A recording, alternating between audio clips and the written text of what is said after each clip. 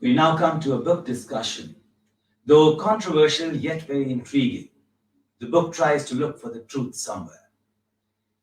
The Khalistan Conspiracy by GBS Sidhu, IPS.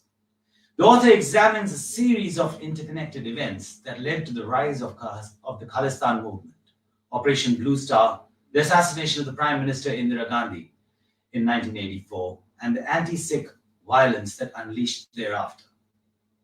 With a timeline that moves from 7 years before to a decade after 1984, the book strives to answer critical questions that continue to linger on till today. The narrative moves from Punjab to Canada, the US to Europe and Delhi, in search of sifting the truth from the political obscuration and opportunity, examining the role that the ruling party allegedly played and the heartrending violence that devoured thousands of innocent lives in its aftermath. To introduce the author, GBS Sidhu, IPS, Mr. Sidhu served as lecturer of history in Government Republic College, Nagpur for 2 I am years on, actually, I can see I'm there. before joining IPS in July 1964. And after serving in the UP cadre for 7 years, the author joined R and AW in 1972. After 26 years in R and AW, he retired as Special Secretary in April 1998. His first book, Sikkim, Dawn of Democracy, published by Penguin Random House in 2018, talks about his role in Sikkim's 1975 merger with India when he was the head of R and AW station in Gangtok. MPS Olak, IPS. Mahindra Singh Olak, an IPS officer originally of the Gujarat cadre, was selected for deputation to the Intelligence Bureau in 1976, Delhi, and hence Chandigarh in 1978 and Amritsar in 1980. He was highly praised for his handling of the emerging Sikh extremism and the rise of Bhindranwale, for which he was awarded the Indian Police Medal. He then shifted to the Punjab cadre in 1985, and it was under him that for the first time a Pakistani-trained terrorist was apprehended by Kapurthala police, where he was the SSP. In 1987, he was again recalled by the IB to serve at Chandigarh. On his return to Punjab in 1993, he mostly served in the intelligence wing and was awarded the President's Police Medal in 1994. He retired in 2005 as DGP after a successful stint of 35 years. G.S. Ojla is an IPS officer of the 1970 batch. He is an MA in English, MPhil and PhD in Public Administration. He has served in Punjab, Bihar, and Central Industrial Security Force in his career span of 37 years. He is a recipient of the Police Medal for Meritorious Service, President's Police Medal for Distinguished Service, and Punjab State Award for Police Education. He received his training as police trainer with Lancashire Police in UK in 1993 and introduced extensive reforms in police training during his 2 extended tenures as director of Punjab Police Academy at Philor. An author of 3 books, he is a keen student of politics and Punjab history. He has contributed dozens of articles in the Tribune, which is the leading English newspaper of North India. He retired in 2007 in the rank of the Director General of Police and is settled in Chandigarh. Jagtar Singh. Mr. Jagtar Singh joined the Indian Express in 1978 and transferred to Amritsar in March 1979 before the election to the General House of SGPC. An eyewitness to the rise of Sant Jarnail Singh Bhindranwale and the Sikh religion political dynamics, covering virtually every important event till Operation Blue Star in Amritsar. From his experiences, he has authored 2 books, Khalistan Struggle, A Non-Movement, released in 2011, and The Rivers on Fire, that was released recently. Virtually every narrative in these 2 books is documented and substantiated. Rivers on Fire is the first such book on Punjab militancy that deals with what actually happened, including such issues like the level of involvement of Pakistan. All this is based upon extensive interaction with the players in the movement and personal experiences. He worked with the Indian Express for 24 years covering Punjab. Over to you, sir. Good afternoon. Good afternoon, viewers. It's my pleasure to be the moderator for this session. I must congratulate Mr. GBS Sidhu that after almost 2 decades of his retirement, he has made it bold to state facts which he knew and needed to tell. A very powerfully captioned book called Khalistan Conspiracy.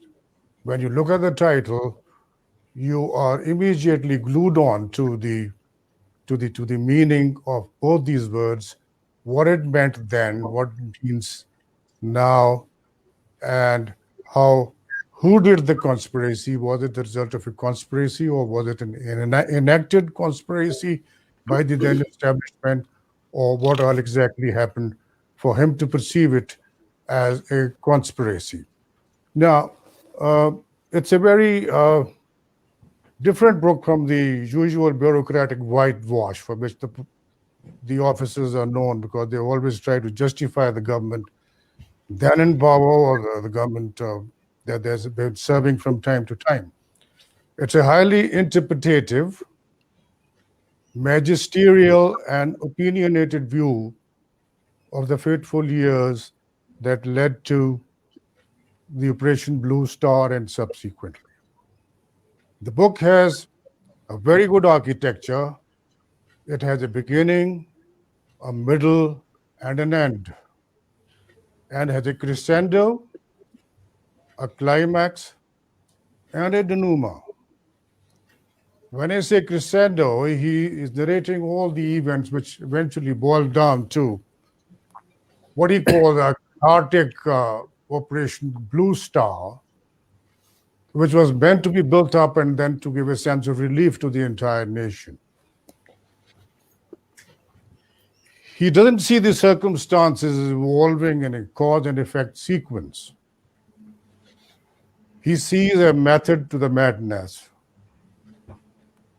And it's a very powerful indictment of Akbar Road 1, which was, to start with, according to the book, almost dominated by a person called Sanjay Gandhi, Indira Gandhi's younger son, who unfortunately died in an air crash.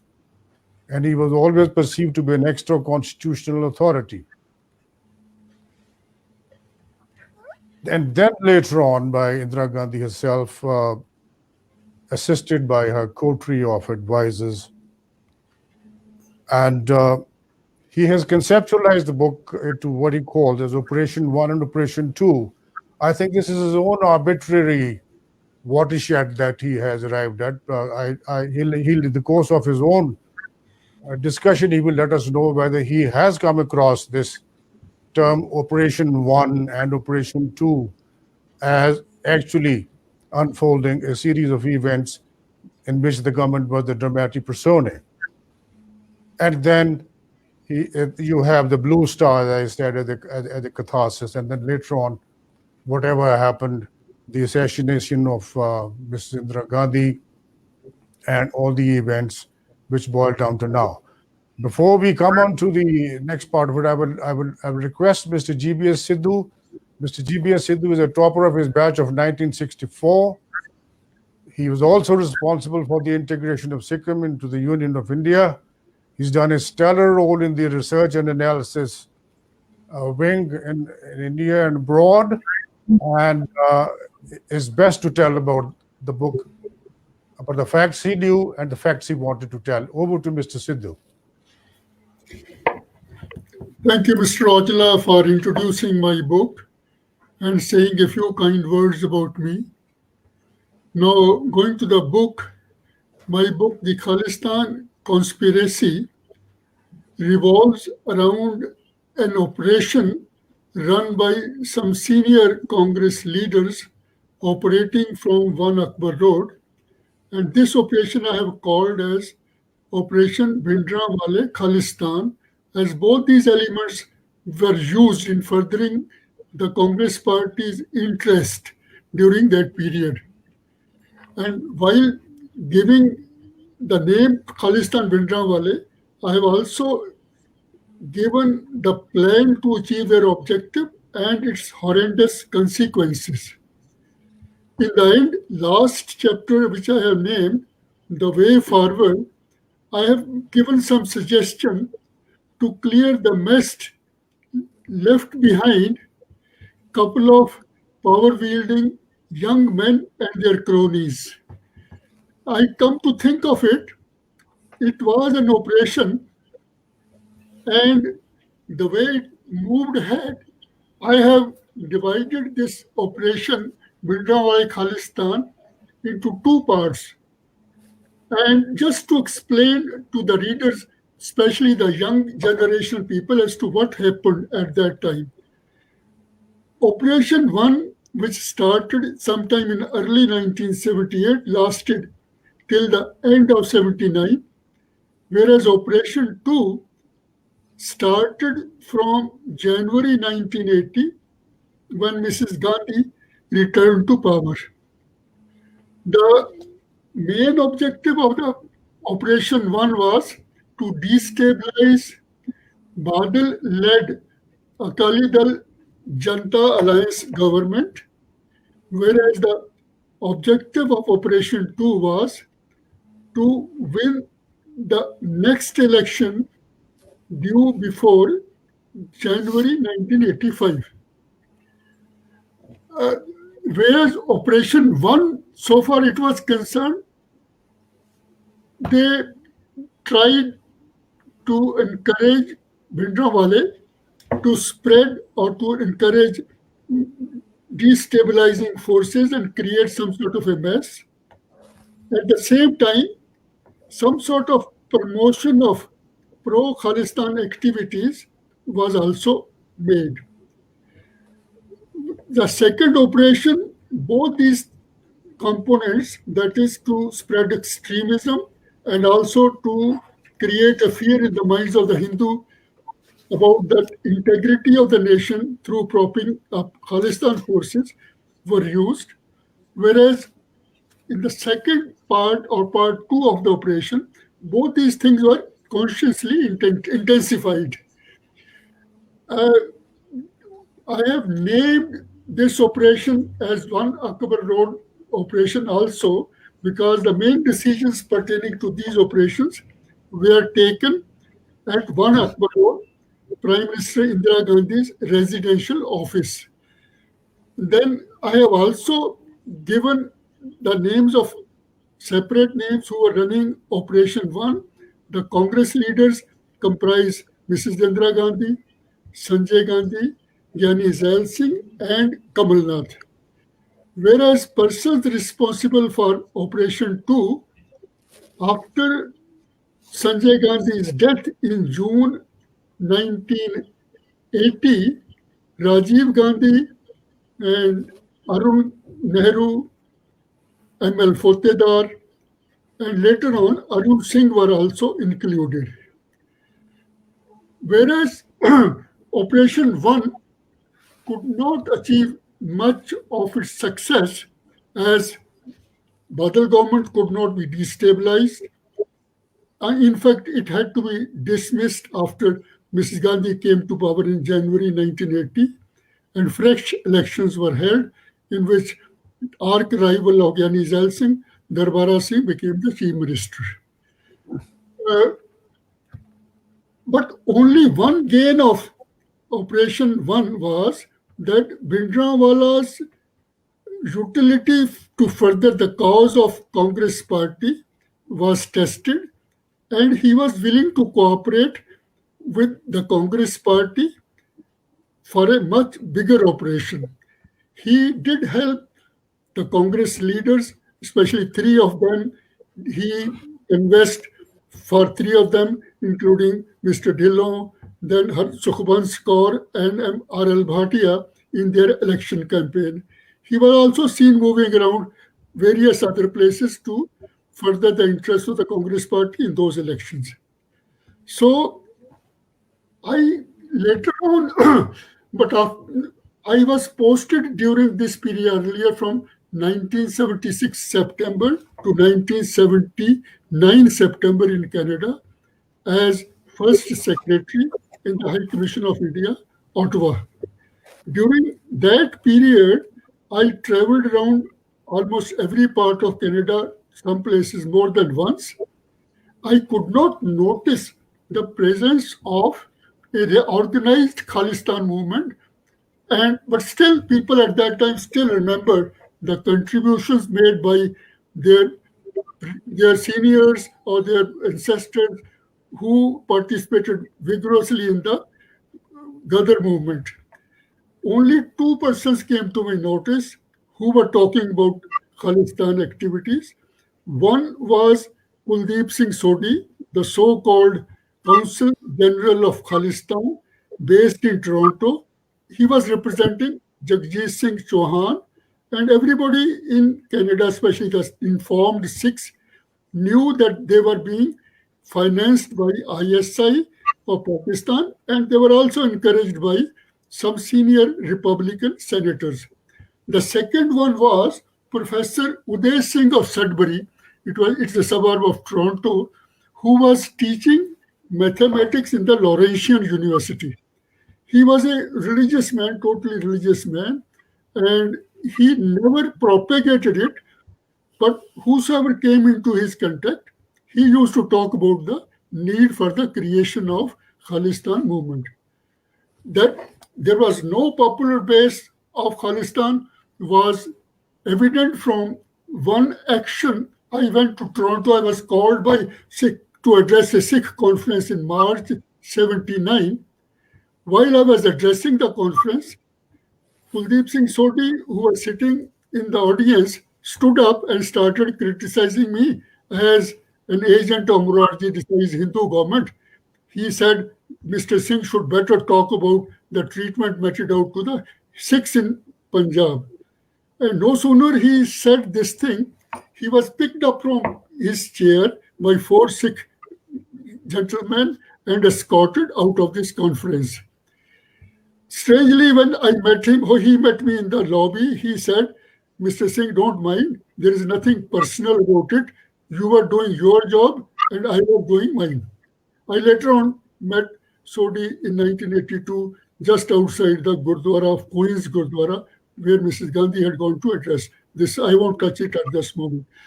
Meanwhile, sometime in the middle of 1979, I got a letter from my joint director from New Delhi. He told me that they are not interested in Gurdwara politics and you better concentrate on your work. So I stopped reporting it. So this shows neither the departments were interested because there was no branch even to deal with Khalistan or Sikh extremists till that time, nor there was any popular base for these people. So, but on my return to headquarters in October 1979, I was posted as in charge of a very sensitive and top secret a branch which was dealing with the management of RNAW's stations abroad. Little bit in the middle of 1982, I was also handed over an additional charge of liaison with foreign intelligence services. During the first time which I came to know that there is some interest about Khalistan movement in the department was when Raman B. Raman, a very well accomplished and a very sound-minded man, he was appointed as the division head of a division freshly created to deal with Khalistan and Sikh extremist activities. I thought Mrs. Gandhi is taking some actions to fix the Akali Dal who had protested against her emergency. Then within about a few months, early 1981, I was asked to send proposals for the creation of 7 new stations in consulates and embassies in the West Europe and North America.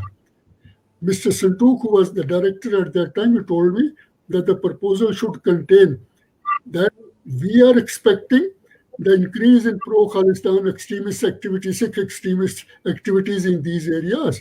So we want to post our representatives earlier, much earlier, so that they are in a position to report us as and when they notice such activities. Then middle of 1981, I was asked by Mr. Santuk to brief all officers of and above the rank of deputy directors as to what type of information on Khalistan they should be looking for and how to analyze these things.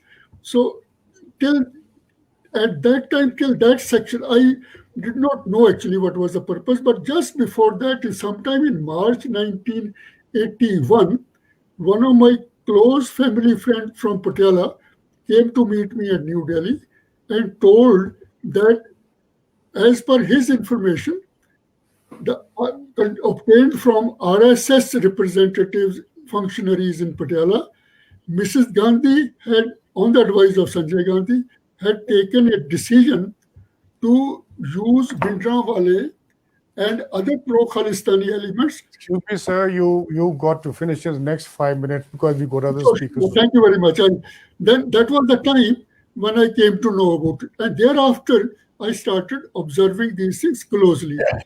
And in August 1981, Mr. Kao, the founder, you can say secretary of RNAW, was recalled from retirement and posted as senior advisor to the government of India.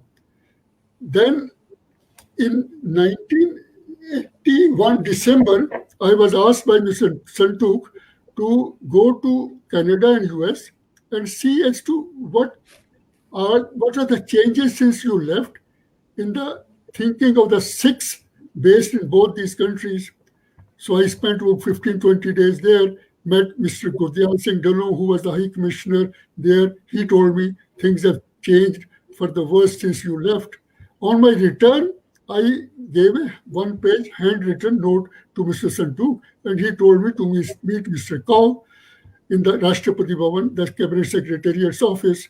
So Mr. Kao in turn told me that I should meet and Mr. Sharda Prasad, the Principal Information Officer to the PM, whose office was just opposite Mrs. Gandhi's corridor, he looked at this suggestion and he said, you can go now with no discussion on that paper. I thought he will advise the press, especially the vernacular press, to change its tone. So, but to my utter surprise, I found that whatever I have given suggestion, things were being done just the opposite, to increase the tension between Hindus and Sikhs abroad, to create a problem which later on will give birth to the Khalistan movement in these countries. So I think I should stop this and let you handle the other rest of the. Thank you very much, sir. We'll play the ball as it comes. For sure. I would now invite Sudha Jagtar Singh, is a senior correspondent with the Indian Express, has been actively involved in studying the phenomena. I would request him to come in now for another 10 minutes. Thank you, Mr. Aujla. The rise of militancy in Punjab and my journalistic career are virtually coterminous. That was 78. I was posted to Amritsar in March 79. So I've seen the rise of Bhindranwale from a very close range. Mr. Sidhu's book rests on two issues: creation of Dal Khalsa by Congress, and again, creation of Sanjay Singh Bhindranwale by the Congress. I start by concurring with Mr. Sidhu that it was a conspiracy. Well, if it was a conspiracy, it has taken about 40,000 lives. That includes that of Prime Minister Indira Gandhi, Chief Minister Byan Singh, former Army Chief General A.S. Mehta. Khalistan narrative continues to impact India's relations with countries like Canada, even today. If it was a conspiracy, what stops Mr. Modi's government from releasing the papers? My experiences while writing the second book, I spent about 2 years seeking information under RTI on various issues. Not a single information was provided by the Modi government. That includes, by the way, till date, we don't have the exact number of civilians killed during Operation Blue Star. I tried twice, and then again, I tried an indirect method about the number of people who were cremated or the number of postmortems held during that period. I've got the reply that record has been stolen and I was given the FIR. So this is the state of affairs. There were questions about the movement of General A.S. Bhatia too during Operation Blue Star, because Southern Army Commander General T.S. Oberoi also happened to be an Amritsar. It's part of record. Brigadier Goraya in his book has mentioned all these things.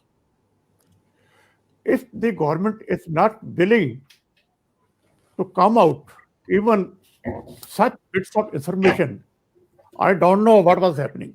Number two, the government should release information so that the issues are cleared.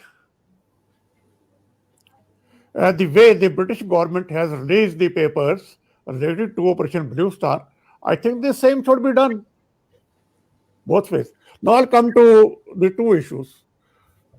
Dal Khalsa and Sajjanati Bhindranwale.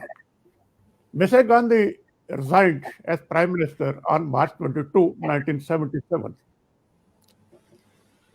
Sant Jarnail Singh Bhindranwale takes over as Damdami Taksal chief in August 1977, at the time when Mr. Gandhi and Sanjay Gandhi were facing harassment. They were being hounded by the Janata government. Mrs. Gandhi was arrested in October 1977, released next day. She was expelled from the party on January 1, 1978. On January 2, 78, she formed Congress I. She was fighting for her survival when Mr. Sidhu says the operation once started from early 78. I fail to understand what were the priorities of Mrs. Gandhi of focusing on Punjab at that time. This needs to be explained, please. I'll be brief. Second, I'll talk of Dal Khalsa as creation of Congress. I'll come to destabilization of Prakash Singh Badal later. I covered that press conference. And Aroma Hotel used to be the preferred spot for holding such press conferences at that time. It was a small, Chandigarh was a small town. Somehow Gyani Jail Sikh happened to address a press conference at the same venue before that. That is how this confusion started. Mr. Sidhu has based two books, his book on two books again on information. One, Kuldeep Nayyar, second by Mark Tully about Dal Khalsa. I'd like to point out that Kuldeep Nayyar, during discussion on Times Now on his book, when confronted by Dal Khalsa leader Satnam Singh, confessed that he should have talked to Dal Khalsa people. It was wrong on his part to say that they were the creation of Congress without cross-checking it. He dropped that information from the second edition of his book. So that demolishes one aspect. Second act is Sant Jarnail Singh Bhindranwale. He took over following the death of his predecessor, Sant Kartar Singh, in a road accident. That was August 1977. Both Chief Minister Prakash Singh Badal and SGPC Chief Gurchat Singh Toda were present as his coronation.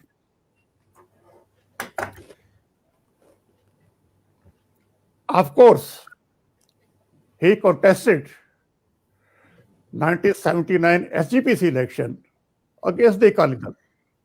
But he had made one offer that I think Mr. Sidhu omitted, and that's part of the record. The issue was the candidature of Jeevan Singh Umran-Nagal, who was revenue minister, who was minister in Prakash Singh Badal government. He was Parondarikari. Sant Bhindranwale said that he is willing to extend support to all the Akali Dal candidates, provided Prakash Singh Badal agrees to withdraw the candidature of Jeevan Singh Umran-Nagal. He refused.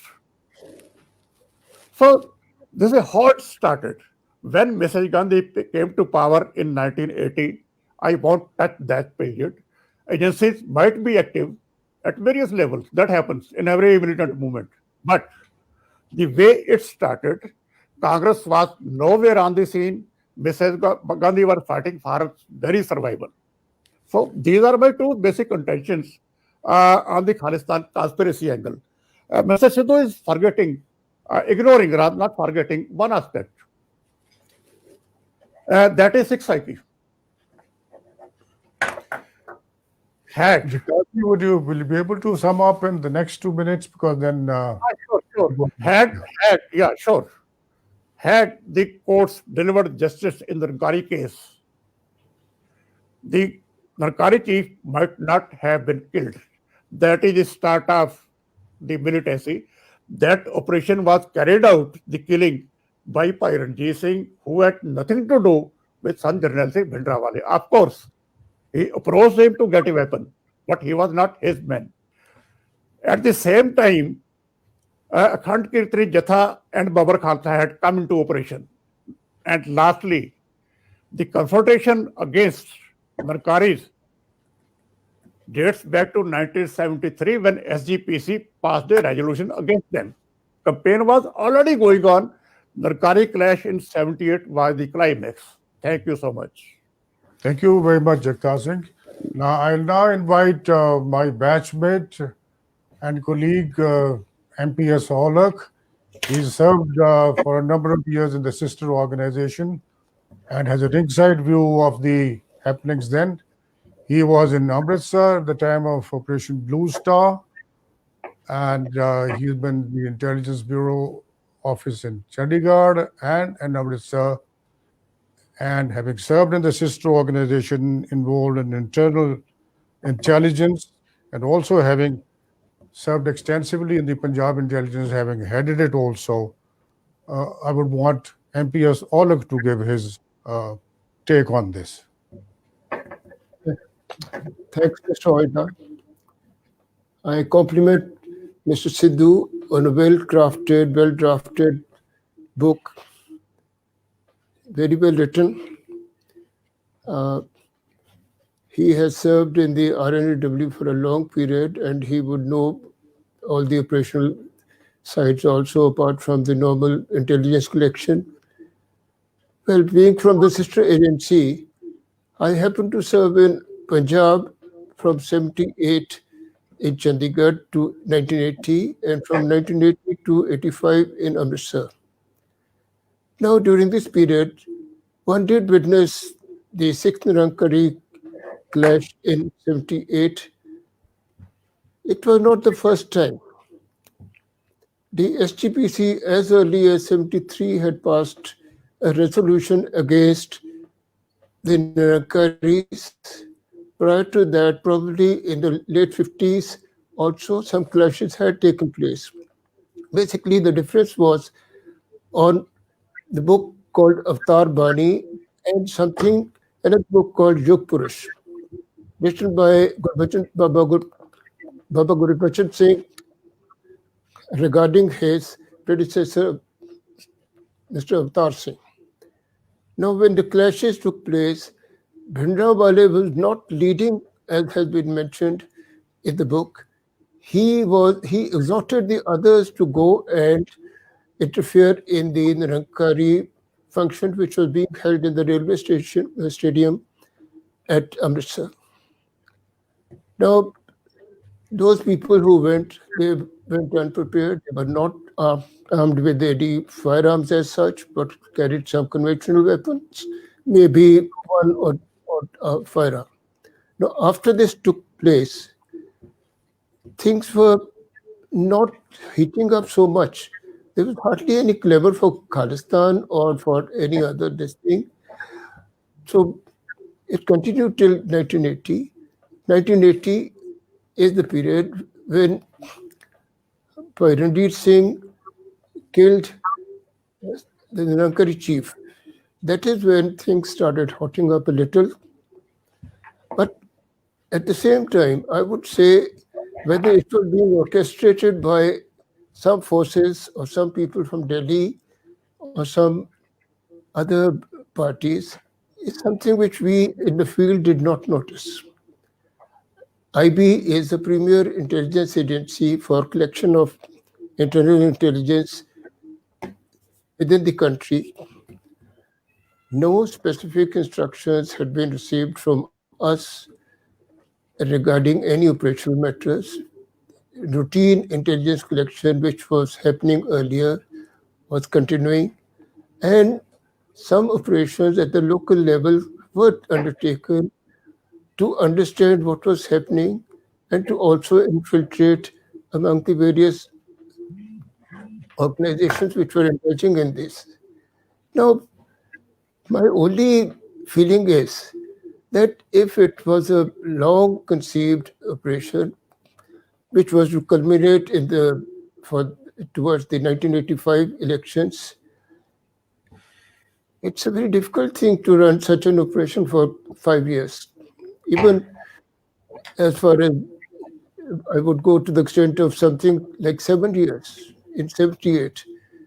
Now, Operation Part 2, if it was conceived, Mr. Kyani Zail Singh was the Union Home Minister at that time. The Intelligence Bureau was directly under him. He could have instructed the IB people to what was to be done, how things were to be done. Now, as far as this thing is concerned, there was no instructions received in the field for any specific collection of intelligence of any any particular kind of particular nature. We were doing a routine work. Secondly, even the people at the headquarters, till the topmost, I did interact with the director and the others. There were no indications from their side that something should be done in a particular manner. Yes, we were given instructions as to how to improve on various matters. Yes, we did it, but there was no augmentation of resources or manpower in Punjab. Not till 84. Post 84, yes, it happened. My second issue is when Bhindranwale was to be arrested in 81, there is an interview of General Sinha, which Mr. Sidhu also mentions in his book.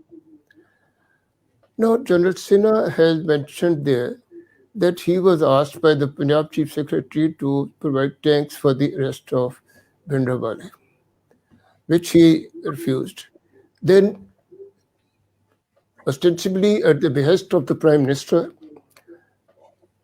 the General Sinha was told that a Gurkha battalion had been earmarked to assist the Punjab police in arrest of Bhindranwale. Now, General Sinha raised his objections to it. He was told that these are the orders of the Prime Minister.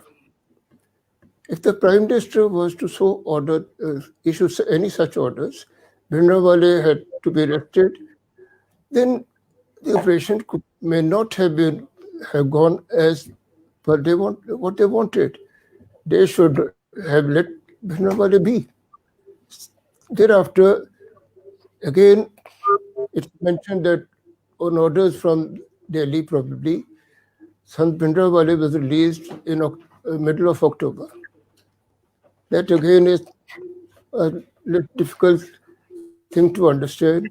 First, you arrest a man for whom the army is to be deployed. Then you release him after a few weeks, saying that there is no evidence connecting him with the killing of Lala Jagat Narayan. That's one. Now, secondly, prior to Operation Blue Star, Mr. Sidhu has mentioned in his book that there was a plan conceived to have a heliborne operation, conducting a heliborne operation, which would be conducted when Bhindranwale was normally holding court on top of the Langar building within the Golden Temple complex. If that was so, it is mentioned that it did not find favor with Mr. Gandhi on the ground that there would be a lot of loss of life. Then it was given up. This operation was not followed up. How come then in 1984, Operation Blue Star, which is planned and handed over to the army, and it is a frontal assault, direct assault on to get hold of Bhindranwale, which definitely would have resulted in much more loss of lives. How does one explain that? Now, even if Operation Blue Star had taken place, it would not have in any way helped as far this is my assessment, it may not have helped the party in power, the Congress, to have electoral gains all over the country. At the most, the Hindu-Sikh divide could have been used in the states in close vicinity of Punjab. That might have led them to the gate. But the collateral damage which took place later, the assassination of Mr. Gandhi, was something which they could have assessed earlier also, that this could be the consequence. It has been happening in Sikh history, that Sikhs have always tried to seek revenge. In this case, the attack was on Golden Temple, the Akal Takht had been destroyed. So how come that one plans on such an operation when the consequences could be serious? And my theory is that the killing of Mr. Gandhi resulted in a much greater electoral victory for the Congress rather than any other operation which had been planned earlier. That's what I have to say. We want to another 2 minutes with you. Yeah. To me, yes. One thing is, I just would like to mention that Bhindranwale was basically a religious man. He had been sent to the Taksal seminary early as a child. He was probably not even 10 years old when he was sent. He was a man devoted to religion, could not be led by political or financial allurement. And it has been quoted in the book that Kamal Nath said, "We have been giving money to Bhindranwale." I doubt if that is true.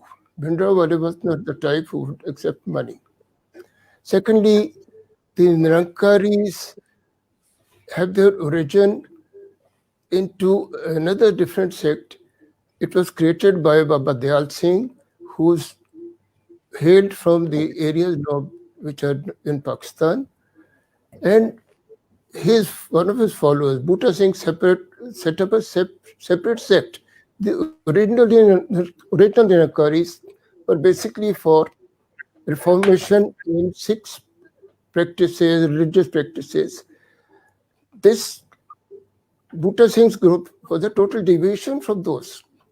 They went different, and in 1948, the Sikh Nirankari Mandal the Nirankari Mandal Sant Nirankari Mandal was registered in Delhi. So another aspect is regarding the Akhand Kirtani Jatha. It is hinted that it was created by Bibi Amarjit Kaur, wife of Phoja Singh, who was killed in the Sikh Nirankari clash. It was not so. It was created by Bhai Ranjit Singh, who was born in 1878 and died in 1962. So it was a purely religious organization, which later on started countering the Nirankaris and were not a part of the Bhindranwale group, but they did accede to the exhaustion which was made on 13th April 1978 to march towards the Nirankari function. These are the two issues that I want to point out. Thank you, APS. Sir, before I give you the floor for your last word, because you are the author and you got to clarify further doubts, but I have certain points which I would like to raise, which I would also want you to answer. My observations are that to blame Gyani Zail Singh is not fair. In fact, he was not even aware of the Operation Blue Star, even as Supreme Commander of the Armed Forces, and was absolutely shocked when he discovered the extent of damage that was caused. A ringside political view may have been available to you also, sir, because you are the distinguished son-in-law of Sardar Swaran Singh, who at one time was involved in parleys between the Akalis and the High Command in Delhi. So you must have had a very, very authentic account from Sardar Swaran Singh also, who in the end got disillusioned and opted out of the parleys. The external aspect of Khalistan issue and the post-ISI involvement more effect than the cause of these developments discussed in the book. Now it is more outside in and not inside out. The Truth and Reconciliation Commission that you have spoken in the end of your book on the pattern of South Africa, that point needs to be elaborated and examined. I would say that the movement of Khalistan started in a very nebulous form, needs to be constantly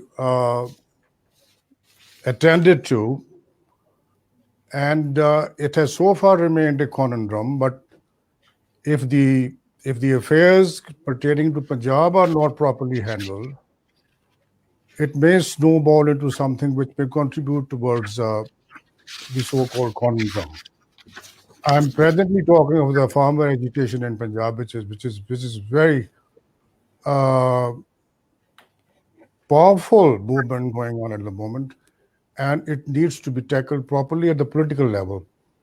And I would say, as has been proven by the Blue Star operation, that military solutions cannot be found appropriate for political problems, and therefore the problems have to be handled first of all politically and not abdicated and left to the army to handle, because they know best how to operate effectively as possible. That's the lesson we've learned from Blue Star.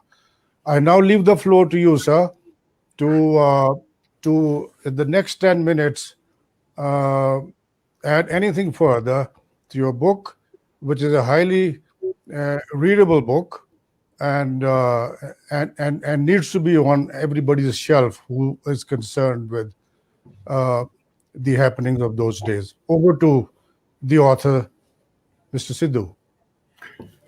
Thank you very much, Mr. Ojala. In the beginning, I must confess that all three of you have studied or read my book thoroughly, and some of your questions are extremely pertinent.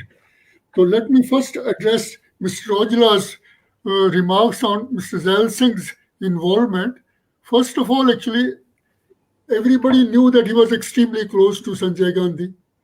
Secondly, during the period when Lala Jagat Narayan was killed, he was in Chandokala, and he was somehow tipped that you must return to Chowk Mehta as soon as possible. During that period, one of my batchmates, Diwakar Das Gupta, was posted as DIG headquarters, BSF. There were a number of checkposts from Chandokala to Chowk Mehta, and Diwakar Das Gupta told me that at every checkpost, their men stopped Bhindranwale, but within a few minutes, instructions used to come from Home Minister's office to let him go, let him pass. It happened at 3-4 places. Secondly, Zail Singh was. Don't you think the drift between the rivalry, political rivalry between Gyani Zail Singh and Darbara Singh? That was there. That was written there. That was taken. That let me explain now. That was a part of it, which was also noted by me in my book. Then again, he was sidelined the moment he became the president.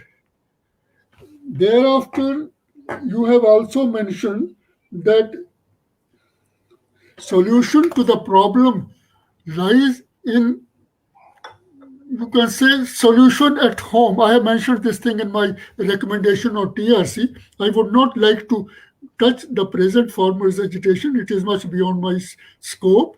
But at that time, it applies to all three of your questions.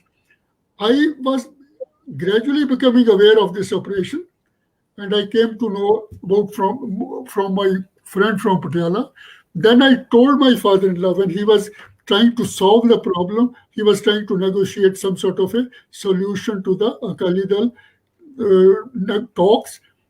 I told him that as far if my information is correct, you would not be able to solve this problem, and somehow it will be sabotaged at the last moment.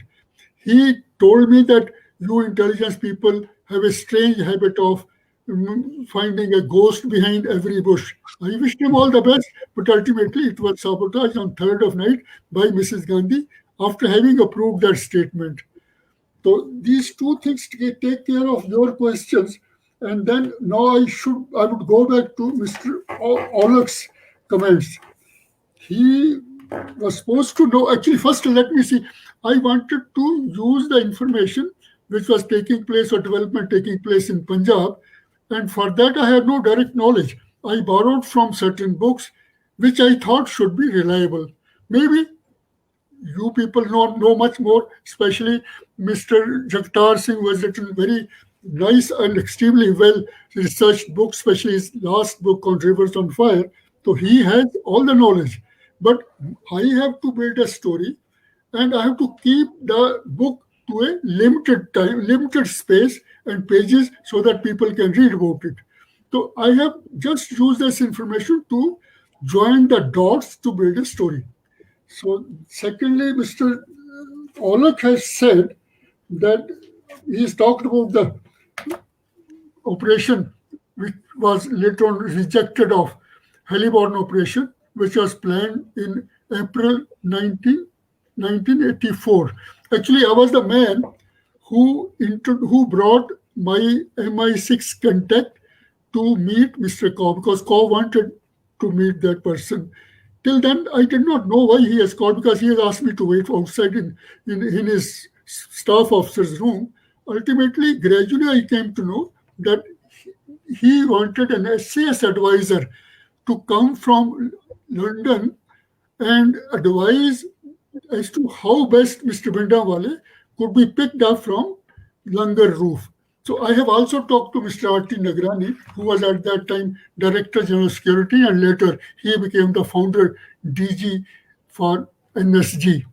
He gave me all the details that sometime in December 1983, Mr. Kaur called him and said that you planned this type of operation. Again, in April sometime, they told Mr. Nagrani that let us go and brief Mrs. Indira Gandhi on that operation. After hearing all that, she wanted to know how many casualties will take place. Mr. Nagrani said we'll lose both the helicopters and possibly 20% of the force. And when she asked about the civilian casualties, Nagrani said, I can't tell you definitely. And as you all know that Bhindranwale was addressing meetings at the Langar Roof, there wouldn't have been many people. So casualties could have occurred from the civilian side also. But Mrs. Gandhi killed that operation there and then. I have given the reason as to why she has killed, because Bhindranwale's capture alive at that moment wouldn't have served the purpose. He could have spilled the beans as to what he had been doing with the Congress leaders. And militancy wouldn't have stopped with his arrest also. In fact, it could have increased also. So there was a reason I have given in the book. I think Mr. Olaf must have read that part. Then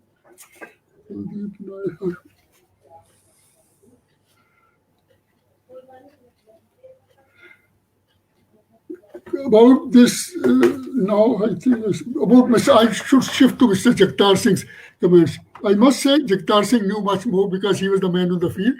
And Thank you. no, that's right. Actually, if I had got your book on River on Fire in time, my book had already gone for print. I could have used some of that information. So you have mentioned about the Dal Khalsa. Dal Khalsa, as you know, was created in August 1980 or 82, as you must have known. And Dal Khalsa's creation, as per my information, was necessitated or needed because Bhindranwale never demanded Khalistan. He had been always telling that he is not in favor, but in government force puts Khalistan in his lap, that he will not refuse. So this was an essential part of Operation Khalistan Bhindranwale, that there should be a call for Khalistan also. So Dal Khalsa was created to demand Khalistan, and at the same time efforts were made. This demand was already there.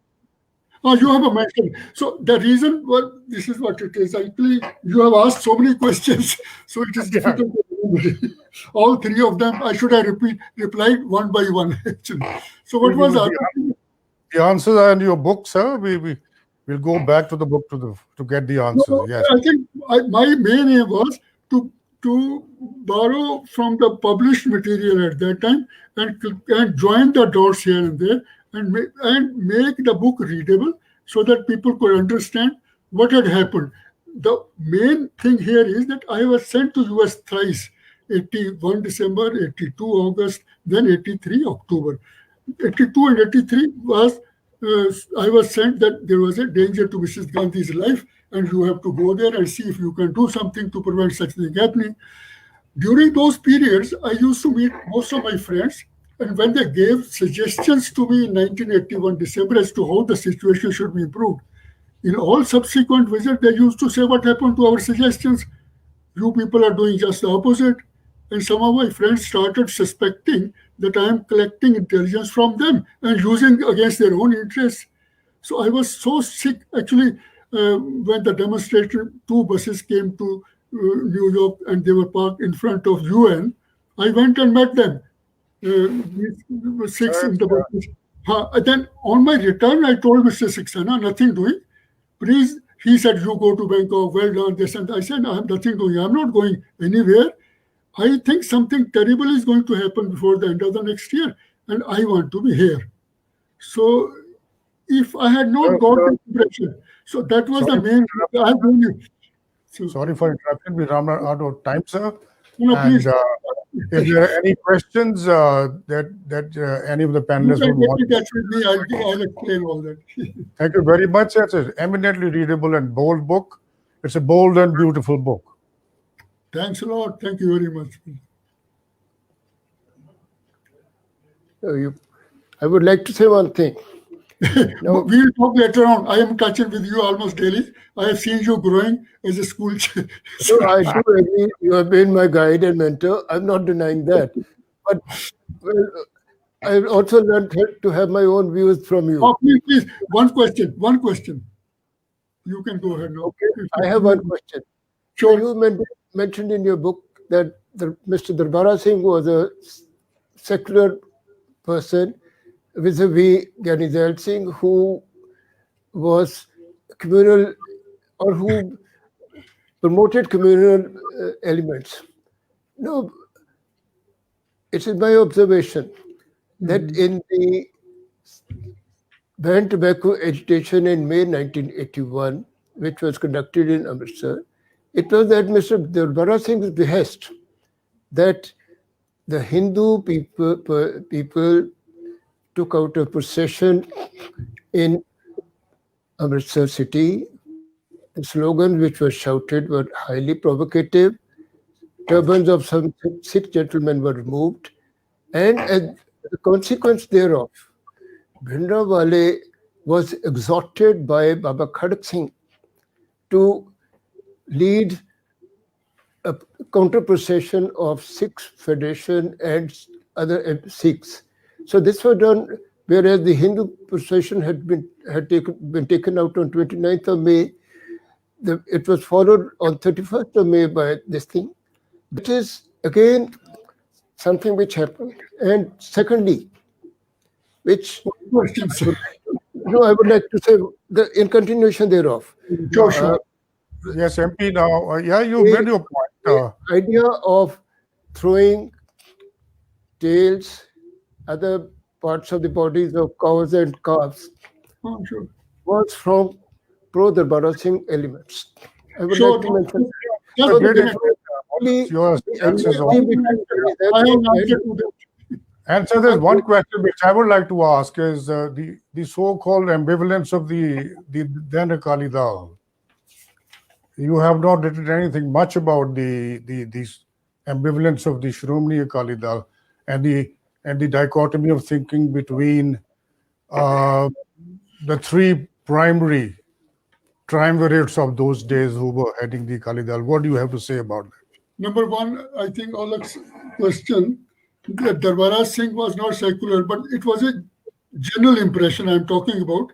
What he did in 1981 was most probably at the behest of One Akbar Road. The most active member of that was Arun Nehru and Fatehdar sitting there. I have not mentioned that these people, Arun Nehru, this later on Arun Singh, meeting some of the senior officers in their office, controlling things in Punjab. So Darbara Singh, though a secular, had his political compulsions also not to go against the general tenor of the operation. And he withdrew from the Waters Accord under duress. He wasn't that. No, Yeah, he was overall. He was yeah. overall he had an impression of being secular. Now, Mr. Aujla's question that Akali Dal, I have given some hints there again because of lack of space. Actually, Akali Dal people, even Torah, till the last moment, he had ambitions of becoming chief minister. That was Absolutely. the, Yes. so what can I say? Only person who was above board was Sant Longowal. So others are all fighting with each other internally, jealousies. They were working against each other's interest. Exactly, So sir. I didn't want to elaborate it for want of space, actually. Thank you very much, sir. That brings us to the close of this session. We've had a very meaningful discussion on a very, very powerful subject. And I would request the viewers to kindly go back to Mr. Sidhu's book. It is eminently readable and draw their own conclusions. Thank you very much, all the Thanks a panelists. lot. Thanks a lot.